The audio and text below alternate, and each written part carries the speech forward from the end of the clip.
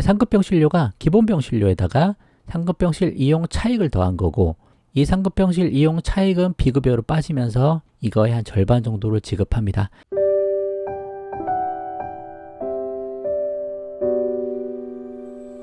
오늘은 실비가 있어도 이런 건 보장 못 받아요 라는 제목으로 영상을 좀 만들었습니다. 실비가 보장 범위가 매우 넓고 우리 가입자에게 압도적으로 유리한 보험이지만 보장 안 되는 부분도 일부는 있다.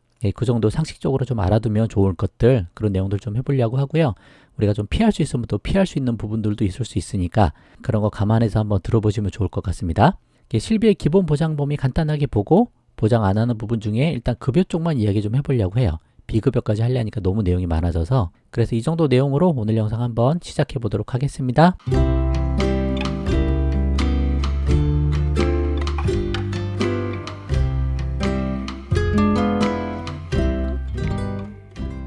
자, 실비보험이 기본적으로 보장하는 범위가 어떻게 되냐? 총 병원비를 기준으로 지급한다라는 거죠. 여기 이 병원비는 뭐가 들어갈까요? 모든 게 다 들어가는 거예요. 병원에서 우리가 입원하는 비용, 수술하는 비용, 검사도 받을 거고 치료도 받을 거고 뭐 주사 맞는 비용, 약제 비용, 그런 것들 모두 포함한 총 병원비 기준으로 지급합니다. 그래서 병원비 영수증 보시면 옆에 항목들이 쭉 나와 있잖아요. 그 항목에 대한 비용이 어느 정도씩 이렇게 나온다. 그게 급여로 나뉘고 비급여로 나뉘고 막 이렇게 나뉘어 있죠. 이런 식으로 해서 병원비 청구가 되는데 그 금액 중에 일부를 실비보험이 그냥 금액 기준으로 지급을 한다. 뭐 금액의 80%를 지급하니 70%를 지급하니 뭐 100%를 지급하니 그런 거죠. 세대별로 차이가 있는데 이런 식으로 지급한다. 그 정도 내용 보시면 될 것 같아요. 자, 실비보험이 보장하는 방식은 포괄보장 방식입니다. 그래서 가입자한테 좀 유리하다고 하는 게 약관에 열거한 특정 사항만 빼고 나머지는 모두 지급하는 방식이에요. 실비보험이 그런 식으로 돼 있고, 특정 보장 방식이라고 하면 이제 다 보장 안 하는데 특정한 사항에 해당되면 그때만 지급하겠다. 뭐 진단비보험 같은 게 그렇게 되겠죠. 예를 들면 이런 조건에서 암에 걸리면 그때 암 진단비를 지급하겠다. 그 조건에 맞을 때만 딱 지급하는 거죠. 근데 실비는 정반대다.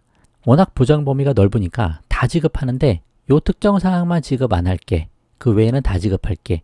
그래서 가입자한테 압도적으로 유리한 보험이다. 그렇게 되는 거죠. 우리한테 유리하면 누구한테 불리해요? 보험회사랑 보험설계사에게 아무래도 좀 불리할 수밖에 없다. 좀 상대적으로. 그 실비보험 하나 가입하려고 하면 막 가입 잘 안 해주려고 하고 그런 분위기가 그런 거에 영향을 좀 받은 게 아닌가 그런 생각을 좀 해봅니다. 그러면 실비가 보장하지 않는 부분, 대표적으로 뭐가 있을까요? 우리 뭐 상급병실료 차액 이거 좀 들어보신 적 있으시죠? 상급병실이 뭐냐면 뭐 특실, 1인실 뭐 그런 거 좋은 병실 쓰게 되면 그때는 상급병실을 쓰는 거고, 그때는 그 비용만큼을 다 내주진 않겠다. 왜 그 비용까지 실비해서 다 내주면 전부 다 상급병실 가려고 그러겠죠. 더 좋은데 사람들 없는데 그쪽 쓰려고 하니까 이러면 이거는 다 지급을 안 해. 그렇게 되는 거죠. 상급병실료가 기본병실료에다가 상급병실 이용 차익을 더한 거고, 이 상급병실 이용 차익은 비급여로 빠지면서 이거의 한 절반 정도를 지급합니다. 보험 약관의 용어풀이를 보면 상급병실료 차액은 상급병상을 이용함에 따라 요양급여 대상인 입원료 외에, 그러니까 급여에서 보장하는 입원료 외에 추가로 부담하는 입원실 이용 비용이다. 그렇게 보시면 될 것 같아요. 자, 그래서 약관에 어떻게 나와 있냐면 상급병실료 차액은 비급여 병실료의 50%만 지급을 한다. 그렇죠? 근데 1일 평균 금액 10만 원을 한도로 지급한다. 뭐 그런 식으로 돼 있습니다. 그래서 상급병실료랑 기준병실료랑 차액이 뭐 예를 들어 40만 원이 나왔다. 그러면 그거에 50%만 지급을 하겠다는 거죠. 그러면 40만 원에 50%면 20만 원이 나오는데 그게 10만 원 한도를 넘어가니까 10만 원만 지급하겠다. 뭐 그런 식으로 되는 부분이에요. 그래서 우리가 그냥 일반 병실도 우리가 쓰면은 뭐 급여에 포함돼서 별로 비용이 많이 안 나오는데 상급병실로 가게 되면 그 차익을 상당 부분 우리가 내야 되는 부분이죠. 그러니까 이 금액만큼은 실비에서 보장이 안 된다. 그거 알고 계시고 여유가 돼서 상급병실 쓰시면 상관없는데 꼭 그런 형편이 아니면 어떻게든 그냥 일반 병실로 좀 낮춰서 쓰시는 게 비용 측면에서 많이 유리하겠죠. 이건 꼭 기억하셔야 되고, 그래서 뭐 장기 입원해야 되는데 상급병실 쓰게 되면 좀 위험할 수 있으니 그 부분은 참고를 좀 하세요. 자, 그 외에 이제 뭐 약관에 나와 있는 여러 가지 실비가 보장하지 않는 부분들도 있어요. 근데 이제 뭐 쭉 나열하니까 뭐 여러 가지인 것처럼 보이긴 하지만 사실은 극히 일부분에 해당되는 거고, 이제 분쟁이 발생하는 부분들을 다 이제 약관에 써놓는 거예요. 추가적인 분쟁을 막으려고 하는 거죠. 그래서 그 부분만 한번 쭉 살펴보도록 하겠습니다. 4세대 실비보험 기준이고요. 상해 급여 쪽 한번 볼게요. 회사가 보장하지 않는 사항은 보장 종목별로 다음과 같습니다 라고 되어 있고, 제가 간단하게만 설명할게요. 피보험자가 고의로 자신을 해친 경우, 일부러 다치게 한 거는 지급 안 하겠다. 그렇게 하면 안 되겠죠. 그리고 보험 수익자, 보험금 받는 사람이 고의로 피보험자를 다치게 하는 경우, 또 보험 계약한 사람이 피보험자를 해친 경우, 이런 거 다 지급 안 한다. 그렇게 돼 있습니다. 그리고 임신, 출산, 제왕절개 포함해서 이거는 꼭 아프고 다쳐서라기보다는 그냥 사람이면 누구나 한 번씩 겪어야 될 수 있는 그런 부분이기 때문에 이거는 보장을 안 하는 걸로 돼 있고, 전쟁, 혁명, 내란, 이런 것들 보장 안 한다. 그리고 의사의 지시 잘 안 따르는 그런 경우들, 그런 것도 보장 안 한다. 그런 식으로 돼 있어요. 두 번째, 또 회사는 다른 약정이 없으면 피보험자가 직업, 직무 또는 동호회 활동 목적으로 이런 것들 하면 지급하지 않겠다. 그렇게 돼 있습니다. 특별히 이제 상해 쪽이니까 지금. 그러니까 위험한 거를 반복적으로 하는 사람한테는 이거 지급을 안 할 거야. 그런 식으로 돼 있는 거예요. 왜? 다칠 확률이 너무 높아지니까. 이게 전문 등반하는 분들, 글라이더 조정, 스카이다이빙, 스쿠버 다이빙, 이런 것들 많죠. 그리고 모터보트, 자동차 또는 오토바이한 경기, 시범 행사, 이런 것들도 안 된다 그러고, 선박 탑승하라는 걸 직무로 하는 사람이 탑승하고 있는 동안에 발생하는 것도 지급 안 한다. 그러니까 전문적으로 하는 것들, 그런 건 안 해주겠다. 근데 예를 들어 우리가 신혼여행 가서 스쿠버 다이빙을 했다, 스카이다이빙을 했다, 그런 거 한두 번 하는 거는 전혀 문제될 게 없는 거예요. 이런 특정한 상황이 있을 때는 문제가 생길 수 있다. 그렇게 보시면 좋을 것 같습니다. 자, 세 번째도 한번 볼게요. 다음은 보장 안 한다고 돼 있는데, 이제 첫 번째, 두 번째가 뭐냐면 본인 부담금 상한제예요.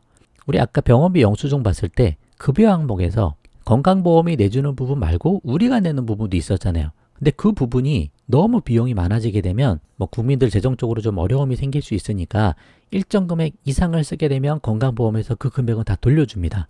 그 금액 기준은 소득에 따라 좀 달라지게 돼 있어요. 이거 본인 소득에 따라 한번 확인을 해보시면 되는데, 그래서 소득에 따른 그 기준보다 훨씬 더 많이 쓰시면 그 이상 금액은 돌려주기 때문에 이거는 가입자가 어차피 나중에 돌려받을 거니까 가입자 입장에서 실제 손해본 금액은 아니다 라는 차원에서 이거는 지급하지 않겠다라고 이렇게 약관상에 나와 있습니다.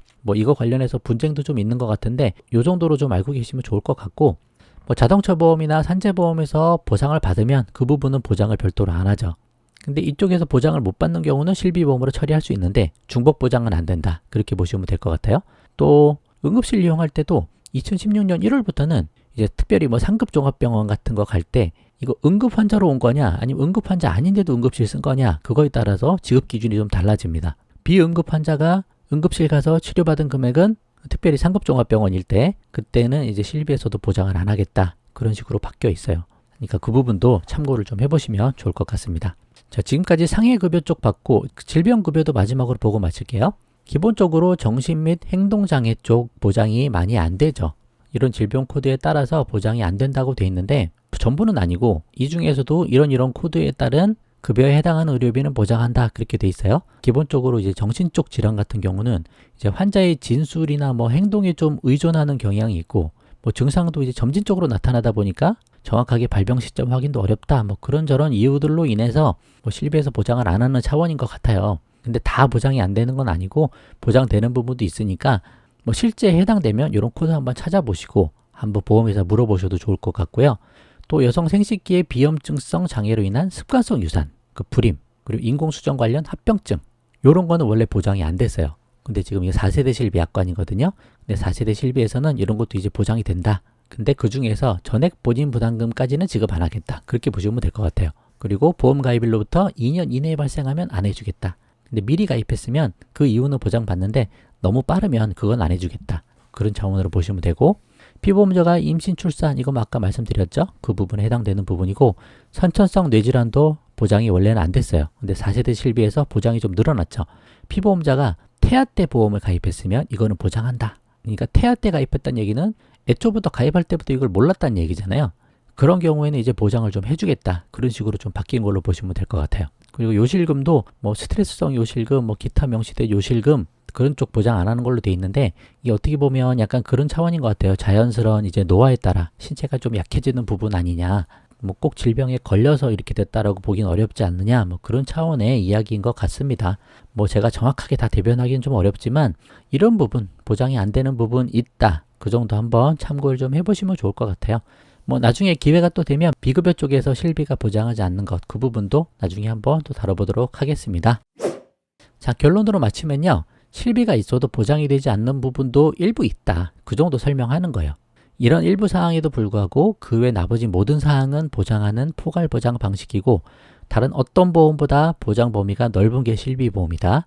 그거는 꼭 알고 계셔야 되고, 실비보험이 가입자에게 가장 압도적으로 유리한 보험이다. 요람에서 무덤까지 꼭 하나씩은 유지하고 끌고 가려는 노력이 필요하다. 어떻게 보면 다른 보험 최대한 줄이시고 실비를 끝까지 유지하려고 최대한 노력하시는 그런 우리 구독자 여러분들 다 되시면 좋겠습니다. 자, 오늘 영상 여기까지만 하고요. 도움 되셨으면 구독과 좋아요 부탁드리고 공유도 많이 부탁드립니다. 마칠게요. 감사합니다.